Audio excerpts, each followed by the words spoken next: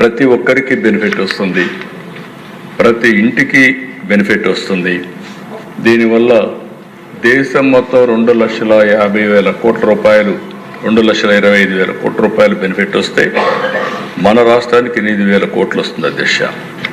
చాలా వస్తువుల్లో, ఇంటికి వాడే వస్తువుల్లో జీరో ట్యాక్స్ ఉంటుంది. స్మాల్ బిజినెస్ పీపుల్కి కూడా ఒక బూస్ట్ వస్తుంది, వాళ్ళ బిజినెస్ కూడా సులభతరంగా ఉంటుంది. ఇంకొక పక్క ఎంఎస్ఎంఈలు, ఇండస్ట్రీకి కూడా ఒక ఊతం వస్తుంది, డొమెస్టిక్ కన్జంప్షన్ పెరుగుతుంది.